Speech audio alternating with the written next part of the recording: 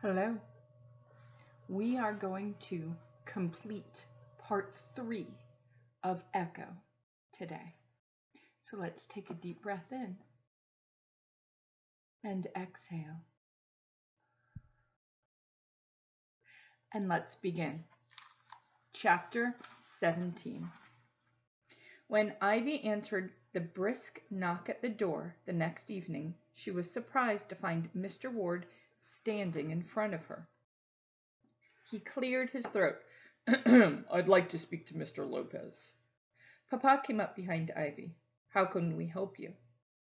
Could you step outside for a few minutes? Papa grabbed his jacket and pulled the door closed behind him. Ivy watched them through the front door, frustrated that she couldn't hear. Papa leaned against the truck with his arms across his chest, listening. Mr. Ward stood in his usual stance, hands behind his back, elbows out. After Mr. Ward walked to his car and drove away, Papa came inside, his brow furrowed. Victor, what is it? Asked Mama.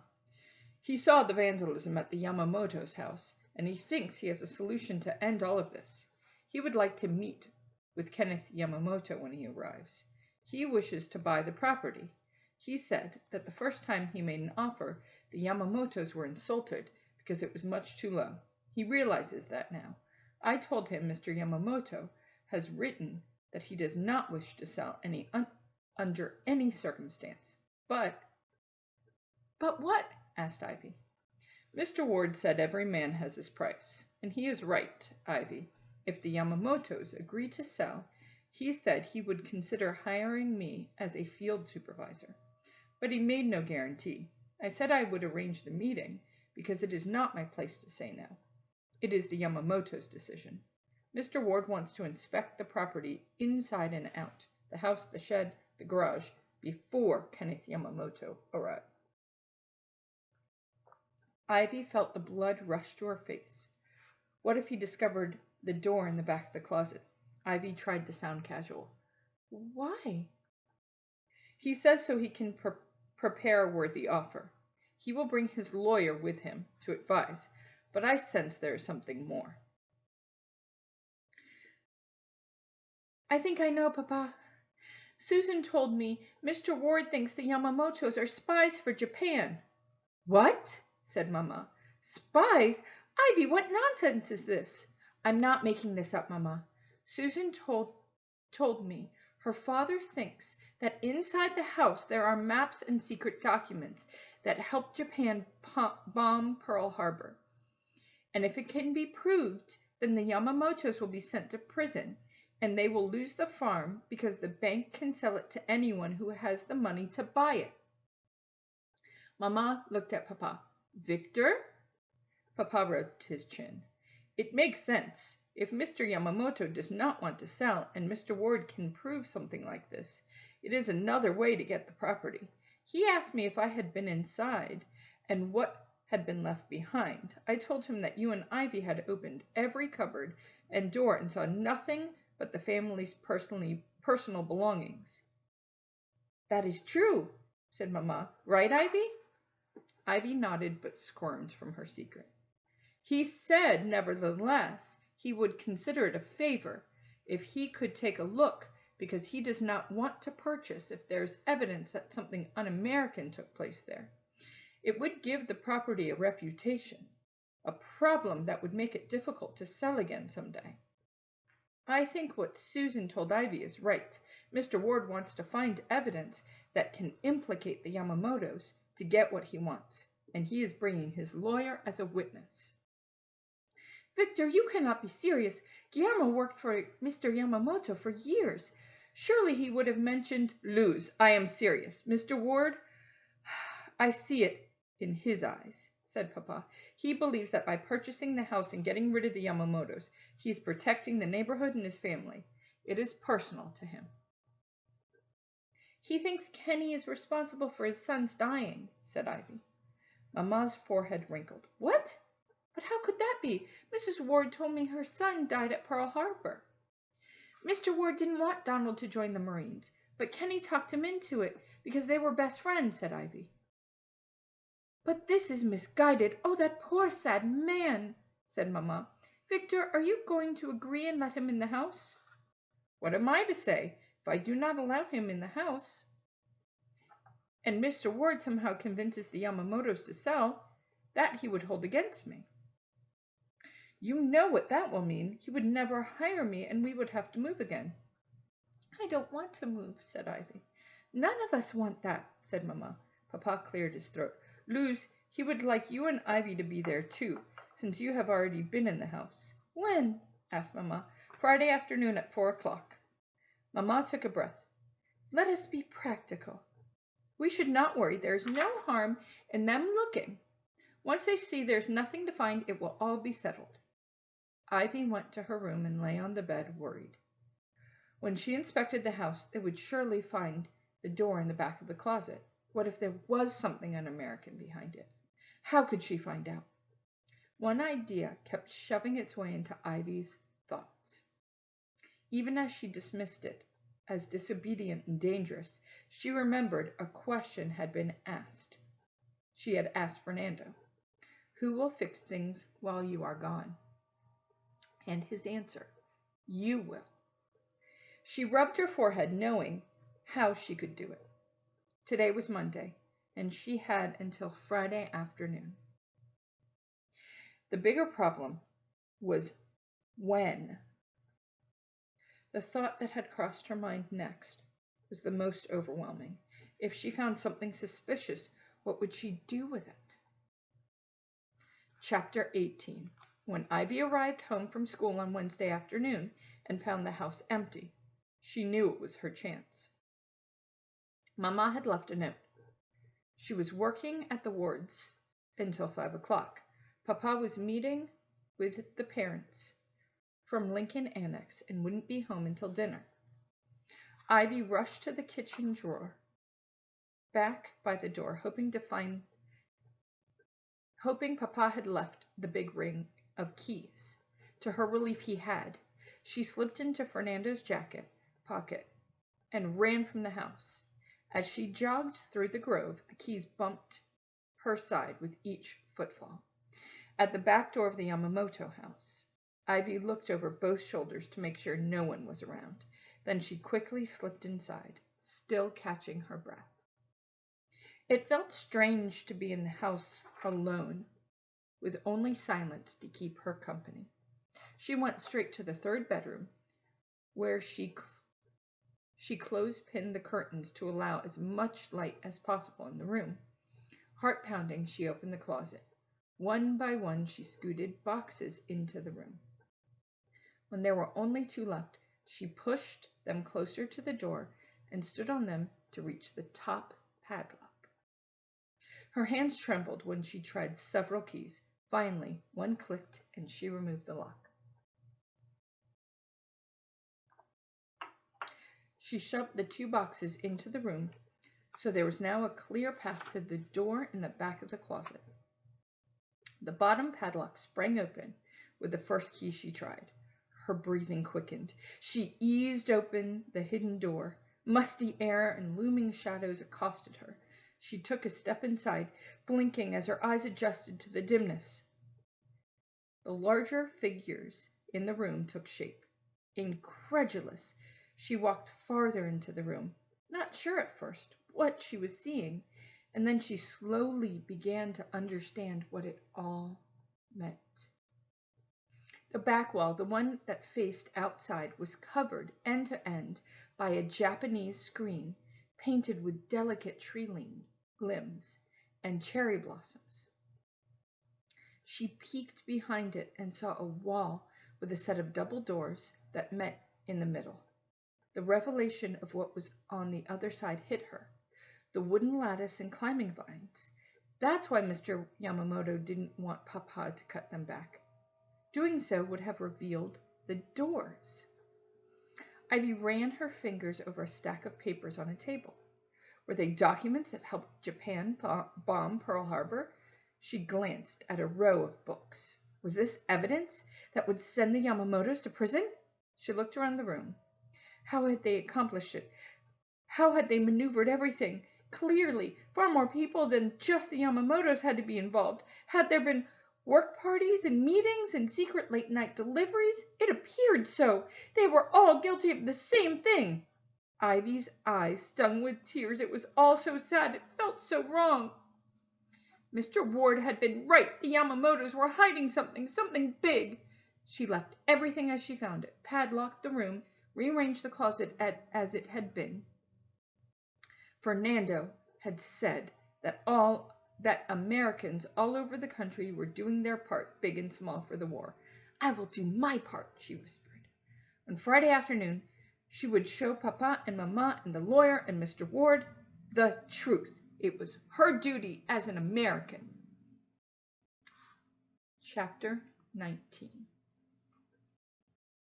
Mr. Ward stood on the front porch of the Yamamoto house Friday afternoon, looking as though he were ready for battle. He stood tall, arms crossed, and held a large flashlight in one hand.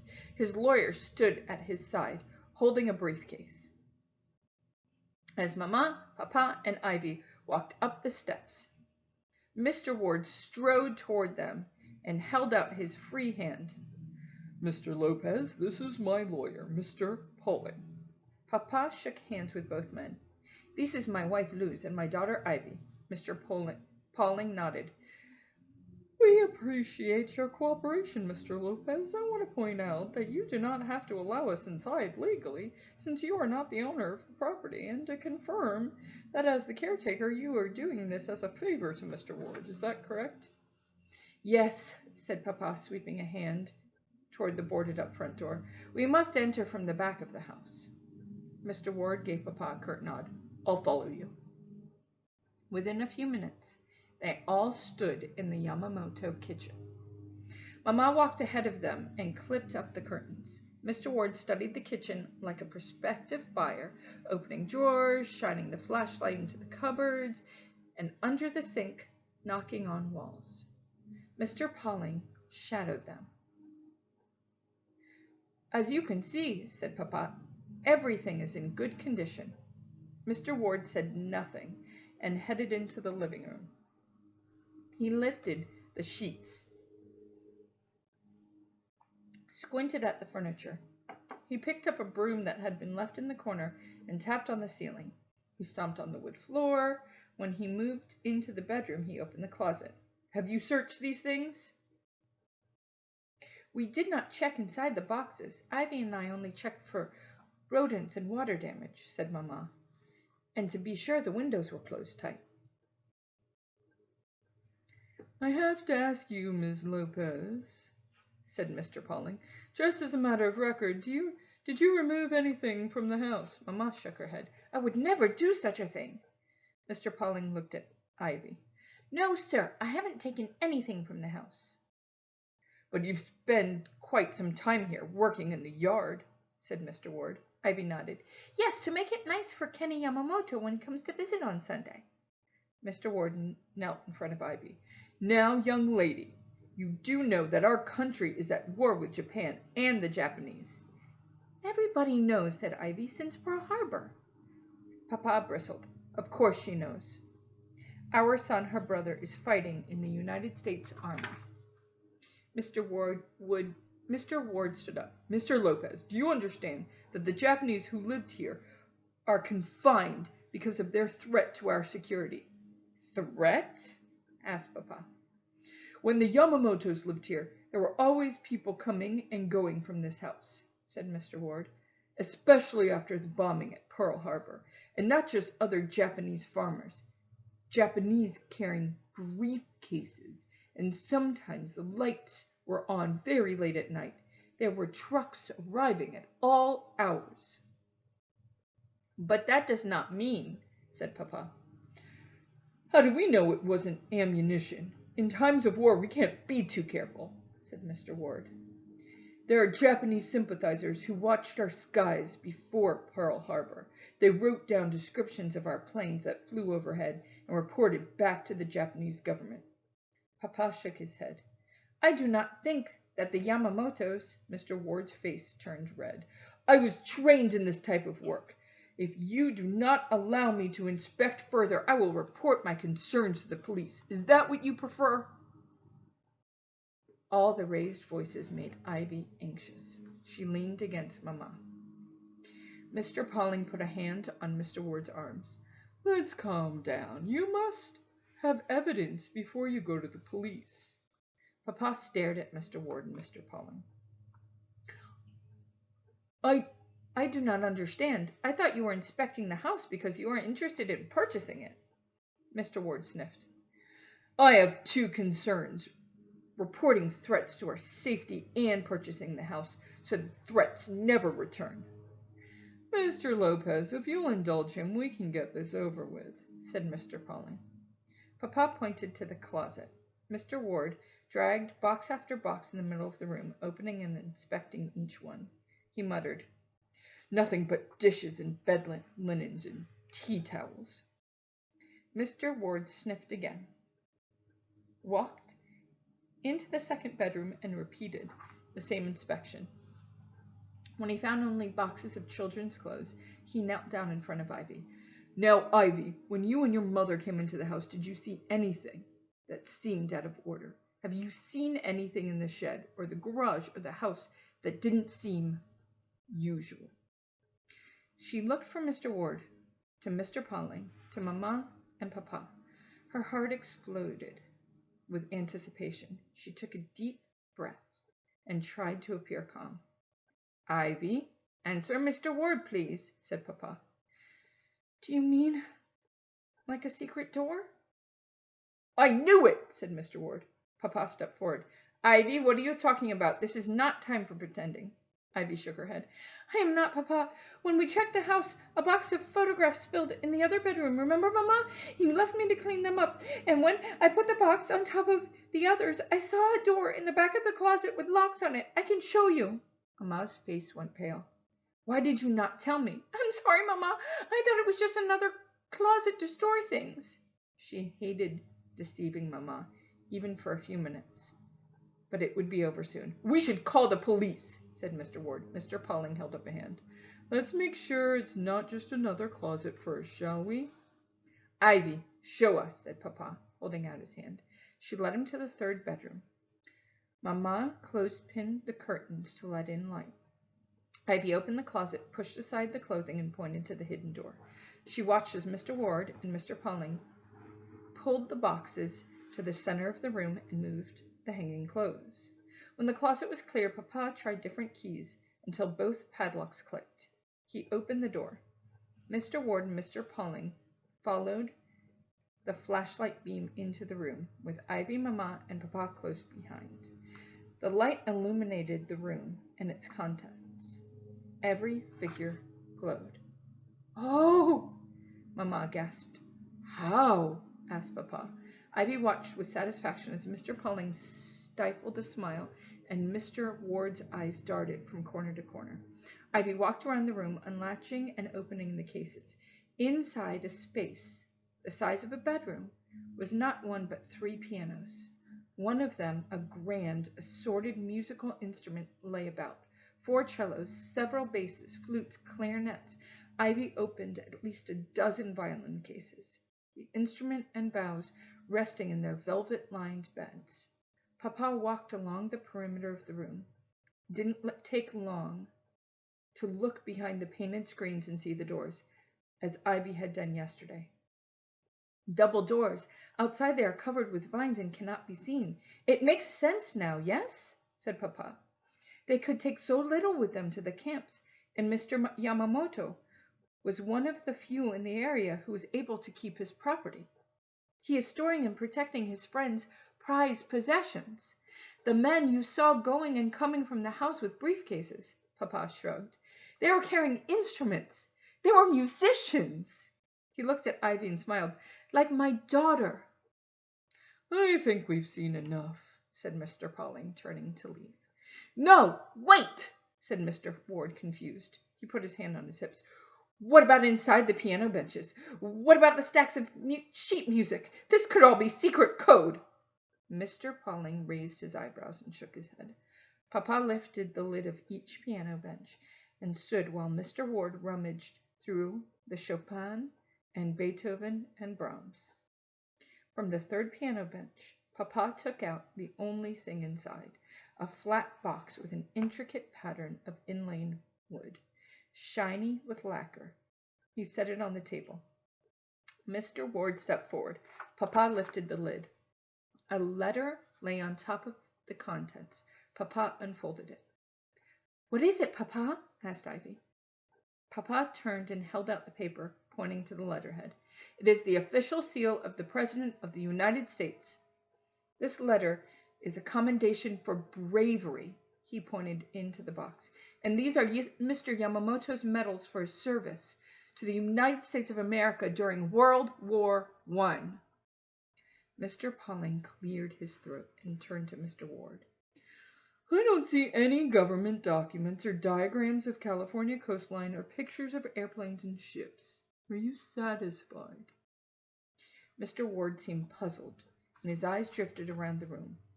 He took a deep breath and stood straighter. It's always better safe to be sorry than be. It is always better to be safe than sorry. Every man, woman, and child must be diligent." His voice cracked and his eyes filled. "So many of our boys have died. So many of our boys. My boy." Grief overtook him, and his body shook.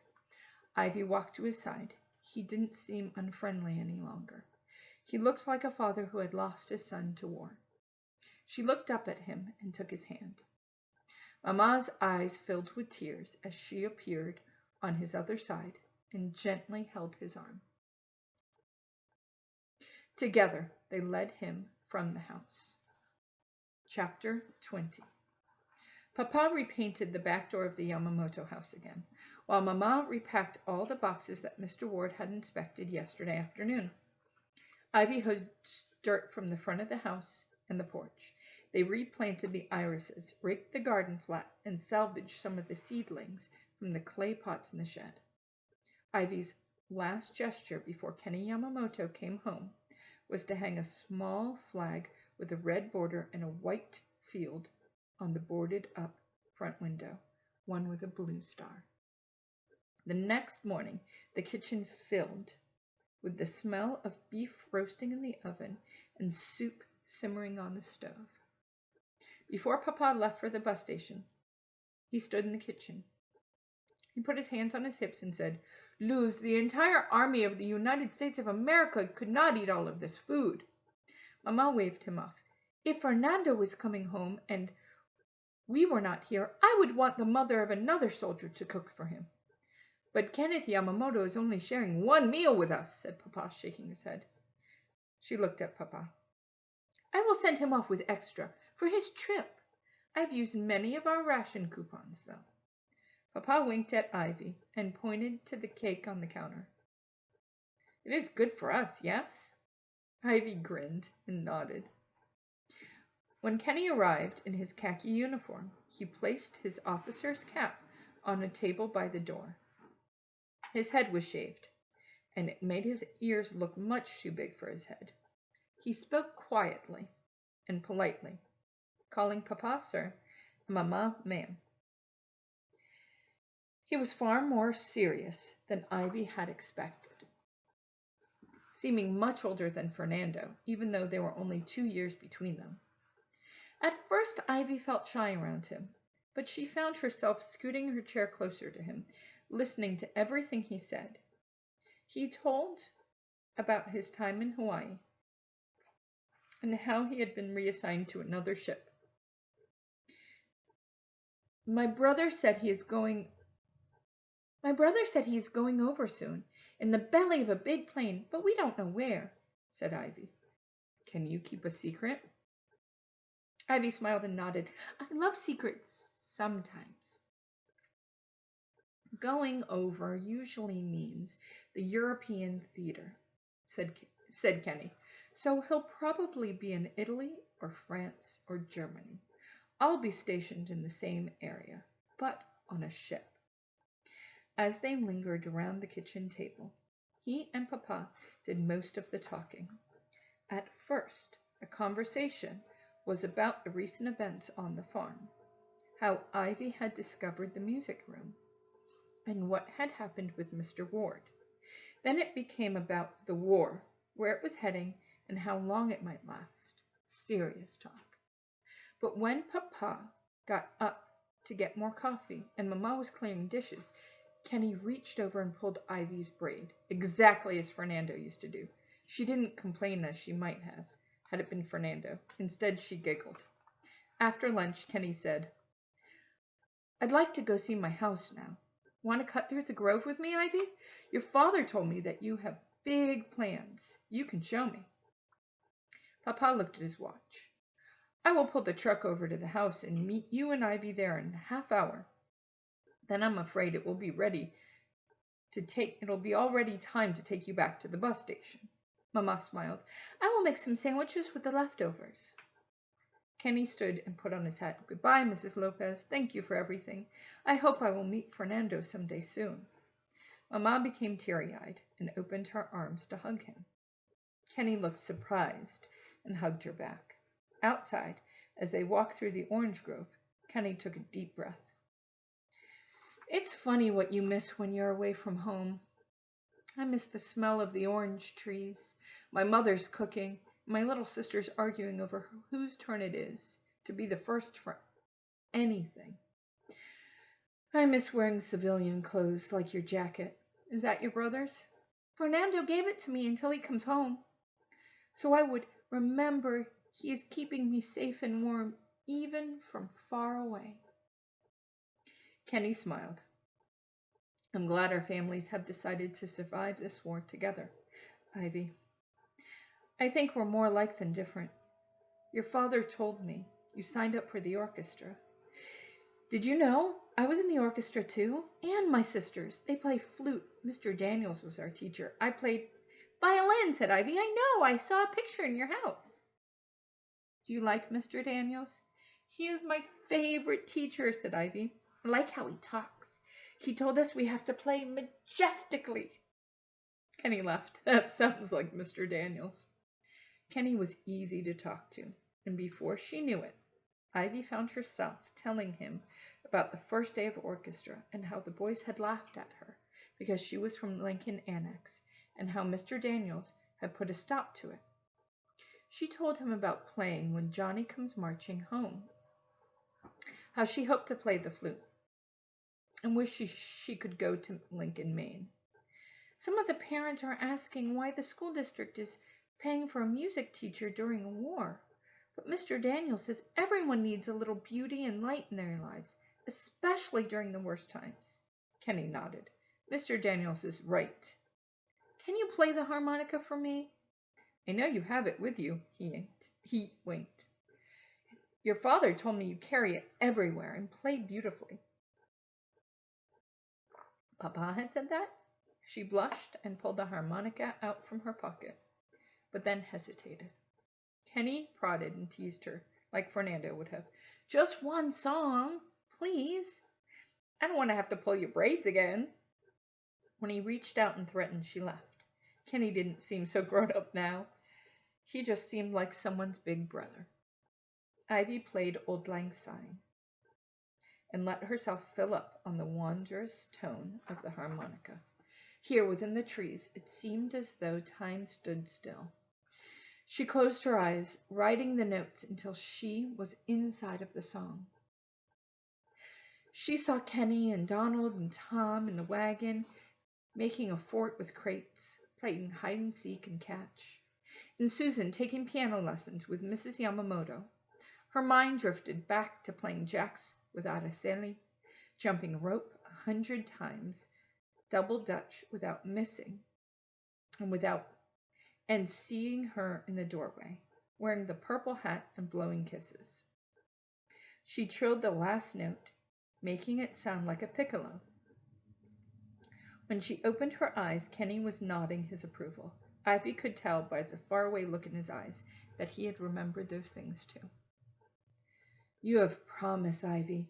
When I come home again, you will have learned to play the flute. Practice so I can come to a concert one day and sit in the audience while you perform on stage." She smiled, warmed by his words. He made her feel like things were possible, just as Miss Delgado and Mr. Daniels had. She hoped that someday it would be true. But she'd be on stage in front of him, and that he'd be proud of her. Even though he was someone else's brother, he felt like he belonged to her, at least for this afternoon. They came through the last row of trees to the Yamamoto's backyard. Ivy showed Kenny the shed and the seedlings and the war garden, and she told him of her plans for the orange and vegetable stand. Oranges for war bonds. I like that, he said. When Kenny saw the flag with the blue star hanging on the board over the front door, where Papa stood waiting, Ivy saw his lip quiver. He strode over to Papa and clasped his hand and said, "I thank you for everything, and my father thanks you." They signed the papers, which would bind their families forever, right on the hood of the truck. On the way to the bus station, they drove by Lincoln, Maine. Papa told him all about his efforts, so Ivy could go there too. "Sir, I hope the lawyer can do some good," said Kenny. "He is optimistic. There was a case near San Diego in 1931, Roberto Alvarez versus Lemon Grove School District, with the same circumstances. The parents organized and they won, but only in lower court. The lawyer says he can use this to plead the case, and the more parents who come forward to tell their children's stories, the better it will be for all the children who follow. I am going to tell Ivy's story." Kenny Yamamoto nodded. "That is good, sir. Everyone needs to fight for someone on the battleground or at home." Papa pulled up the bus terminal and turned off the motor. Kenny turned to Papa. "Mr. Lopez, sir, I've been thinking about what I might send to my family that could be of some comfort to them in the internment camp. Something that won't be too difficult to bring back home with them someday. Would you mind packaging and sending my sister's flutes? They're in that music room you discovered and have their names on them." "Of course," said Papa. He looked at Ivy and winked. "Everyone needs a little beauty and light, especially during the worst of times, right?" "What about you?" she asked. He shook his head. "I can't very well carry a violin on the battlefield." Ivy pulled the harmonica from her pocket and turned it in her hands, running her fingers over the shiny cover plate with its beautiful engravings and the mysterious letter M. She was overcome with a feeling of wanting to help Kenny. Impulsively, before he could climb down from the cab, Ivy grabbed his hand, pressed the harmonica into it, and closed his fingers around it. He looked at it and then at her. "Are you sure?" Ivy nodded. "I promise I'll bring it back to you someday." He slipped it into the chest pocket of his uniform, climbed down from the cab, and closed the truck door. Then he stepped forward, so he could see Ivy and Papa through the windshield, and saluted. Ivy saluted back and whispered, "I know." Chapter 21. "I'm finished. What about you?" called Ivy. Susan's head popped up from where she was working on a sign for Mrs. Yamamoto's stand. All morning they had weeded around it, swept out spiderwebs, and each painted piece of plywood to lean against either side of the stand so cars might see their message coming from either direction, since Papa signed the agreement with Kenny Yamamoto 6 weeks ago. A huge wave of relief seemed to have washed over all of them. Mama and Papa still clung to the belief that the war would end soon. Fernando's letters had been arriving in batches. They might not hear from him for 2 weeks, but then they would go 4 letters in mail delivery, all filled with questions and excitement about the new home. Ivy received 1 letter from Araceli. She and her family were moving to another state. Ivy had written back, but hadn't received another letter in return. Somehow, she knew she might not ever hear from Araceli again. Even so, If they were lucky enough to meet once more, Ivy knew they'd pick up where they'd left off, as best friends. Orchestra had started in earnest, and Mr. Daniel's prediction came true. Ivy had fallen in love with the flute. He called Ivy his star pupil and said the only student who had ever come close to her ability was Karen Yamamoto. Ivy couldn't wait to meet her someday. Ivy ran around to see Susan's sign. It's perfect! Coming soon. Oranges for war bonds. 10 cents a bag or 1 war stamp. God bless America. When do you think we can start selling? Asked Susan. Papa said the oranges are ready by the 1st of March, so next week. Later we'll do vegetables. I'm glad your dad said you could help. He said anything for the war effort that will bring our boys home sooner. He's even going to give us some of the vegetables from our garden. Zucchini for war bonds, said Susan. Green beans for war bonds, giggled Ivy. Asparagus for... The boy on the bicycle rode past them, his white shirt sleeves rolled up, his blue pants tied at the ankles with a string. He wore the same blue cap with an emblem and carried the same pouch slung across his chest. Ivy waved, but he was pedaling quickly and didn't respond. He never waves back, she complained to Susan. But Susan didn't answer, and the color had drained from her face. Susan, what is it? The boy. Susan looked as if she might faint. Ivy pulled her to the bench and sat down next to her. You know who he is? Ivy, everyone knows who he is. Susan's eyes were big pools of green. She looked down the road. Did he turn at the crossroad or go straight? Straight, I think. Why does it matter? Ivy asked. Remember I told you how we found out Donald was killed? Yes, a telegram, right. Susan nodded. It was brought to our house by a Western Union messenger. That boy on the bicycle. Susan's hands began to tremble. Which way was he riding? Did he turn toward my house? No, Ivy said. He turned toward mine. She shivered and grabbed Fernando's jacket from where she tossed it. Her head filled with a loud buzzing. Were there bees nearby? And then she heard music. Battle Hymn of the Republic. Mine eyes have seen the glory of the coming of the Lord. Ivy stood. At first she walked up to the Yamamoto's drive and then ran. She cut through the grove and wove around trees, oranges thudding to the ground. As she knocked into them, her feet and heart pounded. She could hear Susan behind her. Ivy! Ivy! He is trampling out the vintage, where the grapes of wrath are stored. Ivy ran so fast, she felt dizzy. Still the music played on. When she reached the edge of the grove, she had to stop and bend over to catch her breath. She grabbed her side. He hath loosed the fateful lightning of his terrible swift sword. Susan came up behind her and put an arm around Ivy's waist. They took a few steps forward, past the last of the trees, until Ivy's house came into view. The bicycle leaned against the porch, and the boy stood at their door. His truth is marching on. That is the end of part